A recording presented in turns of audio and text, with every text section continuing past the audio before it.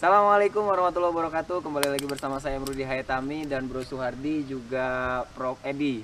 Ya, yang hari ini akan menjadi narasumber mengenai virus corona jilid 2 ya. Iya, jilid 2. Kemarin sebelum mewabah ya kalau jilid Iya, pertama. kemarin tuh belum ada info ke Indonesia nyampe Iya. ya. Kita sempat ngobrolin juga tuh, bisa nyampe apa enggak. Iya. Nah, ternyata sekarang sudah ada, ditambah lagi, wah makin banyak Bro Suhardi. Iya. Oke, jadi kita bahas lagi nih. Ya. Ya, Yang dan- terjangkit ini makin bertambah, makin hari makin bertambah. Gitu. Ya, maka dari itu ya silahkan coba Bro Suhardi dipandu. Kira-kira hari ini Oke. apa yang akan kita bicarakan? Ya, pertanyaan pertama nih ya. Sekarang kan corona itu sudah mewabah di Indonesia. Ya. Sehingga di sini muncul suatu istilah-istilah yang terkadang kurang dipahami oleh warganet atau dipahami oleh netizen gitu ya. Ya. Di sini ada beberapa istilah, misalnya suspek, kemudian positif, negatif corona ya. Kalau positif sama negatif mungkin sudah Banyak yang dipahami tahu, ya, ya. banyak yang tahu ya. Tetapi kalau suspek corona itu seperti apa sih? Kalau suspek corona berarti dia adalah orang yang dicurigai terkena atau mengidap coronavirus. Yang dicurigai. Yang dicurigai. Dicurigai. Berarti belum ada bukti kalau positif, tapi belum ada bukti juga kalau negatif. Ya. Kemungkinan lagi diuji. Berarti kesimpulannya suspek itu merupakan suatu pendeteksi gitu ya, deteksi dini Orang yang gitu ya. sedang dicurigai. Sedang dicurigai gitu ya. dicurigai mengidap virus corona. Misalkan Oh. kalau di bandara gitu ya ada kan dicek suhunya tuh. Heeh. Nah, ketika dicek suhunya terus ternyata suhu badannya tinggi itu mulai dicurigai. Mulai dicurigai, Iya. jangan-jangan itu suatu gejala corona Iya, gitu ya. tapi tidak mungkin baru masuk bandara terus dicek langsung ketahuan oh ini Corona. positif, oh ini negatif, oh nggak bisa. Baru Nggak dicek bisa ya. suhu tubuhnya Iya. aja. Berarti orang yang dicurigai terkena corona itu namanya suspek. Iya, dan kalau mau tahu lebih lanjut ya berarti harus dicek lab ya. Diceknya lab. juga beberapa hari ya. Nggak bisa langsung hari itu ini ya. Ya tergantung apa kebijakan di rumah sakit dan Oh. teknologinya yang di situ. Kemungkinan bervariasi. Terus selanjutnya ya, pertanyaan kedua, di tengah wabah seperti ini masih ada orang-orang yang memanfaatkan untuk mencari keuntungan sebanyak-banyaknya ya. Ya. Entah itu menimbun masker, entah itu menjual masker dengan harga yang tinggi dan seterusnya ya. Ya. Kemudian mengenai masker ya, ada nggak alternatif lain atau pengganti masker ini gitu?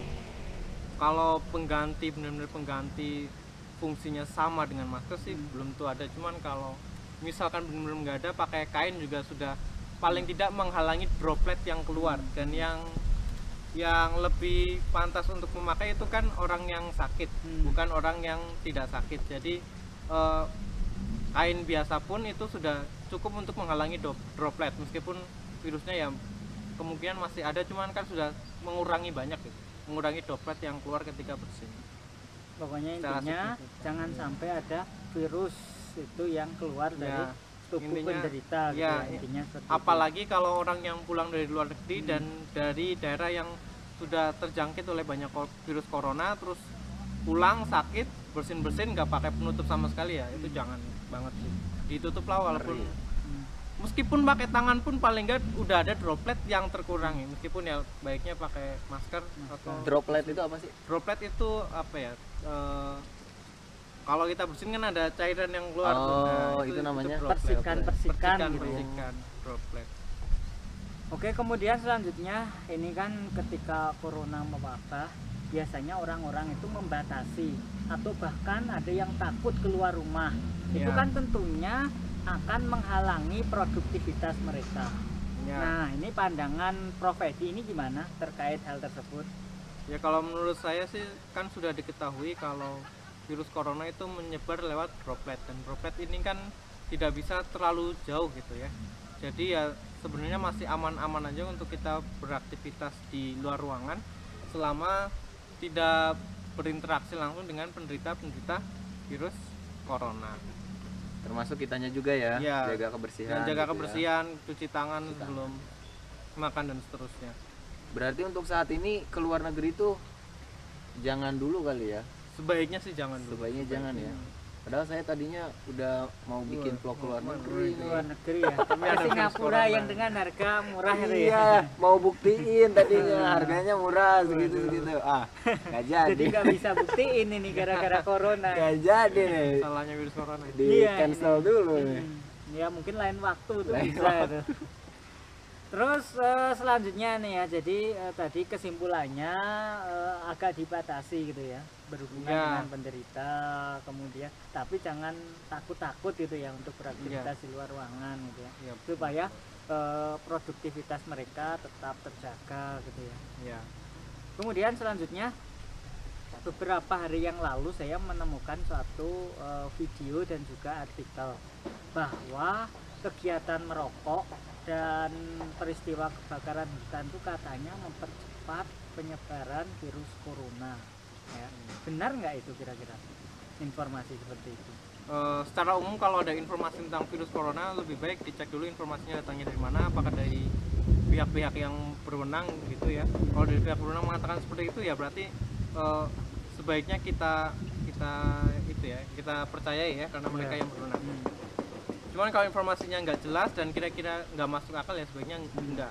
Kalau menurut saya sih virus itu tidak akan menyebar dengan cara seperti itu karena apalagi virus corona sudah diumumkan kalau dia menyebar lewat droplet. Dan droplet kan tidak akan menyebar karena ada kebakaran hutan. Ya.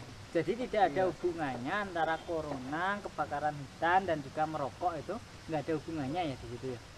Sepengetahuan saya nggak ada hubungannya. Nggak ada hubungannya ya. Oke, selanjutnya kalau virus corona ini berada di luar tubuh, Ya. kira-kira dia bisa bertahan berapa lama kah? Kalau bertahan berapa lamanya kurang tahu, ini harus dilakukan penelitian lebih lanjut. Cuman secara umum itu kalau terkena sinar matahari ya akan ada pengurangan aktivitas. Pengurangan aktivitas, terutama kalau pelemahan iya, gitu ya mungkin ya. pelemahan. Terutama kalau sinar UV ya, kan Iya. di matahari juga sudah ada sinar UV. Kemudian selanjutnya kalau kita mencuci tangan, misalnya tangan kita terpapar atau terkena droplet tadi ya, Ya. kemudian kita mencuci tangan dengan sabun mungkin gitu. Ya. Apakah aktivitas mencuci tangan itu bisa membunuh kuman tersebut, virus tersebut, ataukah hanya menghilangkan kuman itu dari tangan kita? Ya. Jadi kalau sabun itu berarti akan sebagian itu akan terhilangkan jadi tercuci gitu ya. Dan sebagian memang sabun ini mampu membuat mikroba seperti virus dan bakteri itu menjadi lisis, jadi hancur bagian luarnya ya. Hancur bagian luarnya. Karena, Terus? ya, kenapa? Terus ketika hancur bagian luarnya, bagian dalam ini masih bisa aktif nggak? Aktif menyerang manusia? Enggak, karena gitu? virus itu yang berbahaya itu bagian luarnya. Bagian Ya, luarnya. yang menyerang itu bagian luarnya. Bagian dalamnya itu hanya berisi informasi genetik. Berarti kesimpulannya mencuci tangan dengan sabun itu bisa mengikis bagian luar virus ini Ya. sehingga menjadi tidak berbahaya Ya. virus ini gitu ya. Ya.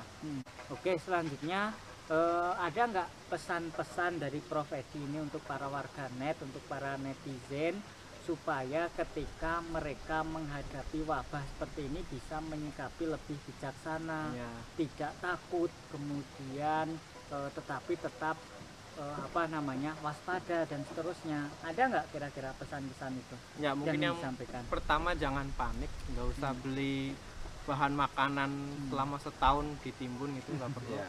Terus yang kedua, dengarkan arahan dari pemerintah biar misalkan ada orang yang tersuspek kena virus corona dan harus diperiksa ya diperiksa, nurut, nggak usah, jangan kabur gitu ya. Terus Ya, kan kemarin bahaya. ada kejadian kabur ya. Iya, itu kan bahaya kalau terus satu orang disuspek terus kabur dan ternyata emang positif, kan ngeri gitu ya. Bisa kena ke keluarganya juga. Kemudian perkuat imun tubuh. Imun tubuh diperkuat dengan ya bisa bisa makan buah-buahan atau minum vitamin C secara umum. Banyak minum air putih dan juga istirahat yang cukup. Itu secara umum dapat memperkuat imun kita dan menghadapi virus corona dan virus-virus yang lain. Secara umum untuk menghadapi virus kan harus memperkuat sistem imun tubuh. Sudah cukup ya? Ya, oke, saya kembalikan ke tuan rumah channel ini, Bro Rudi, silakan. Oke, jadi di pertemuan kedua ini tentu ada informasi-informasi yang bisa bermanfaat ya buat teman-teman. Ingat tadi yang disampaikan, jaga kesehatan kita juga, nggak usah panik, tadi udah disampaikan ya. Pokoknya gitu aja. Ikuti arahan pemerintah. Nah, yang ikuti arah suspek. pemerintah ya. Iya. Dan Ya, jangan termakan hoax. ya itu yang paling penting, jangan termakan hoax gitu ya. Oke, gitu aja kali ya. Ya, cukup. Cukup. Mudah-mudahan bermanfaat buat teman-teman. Assalamualaikum warahmatullahi wabarakatuh. Waalaikumsalam.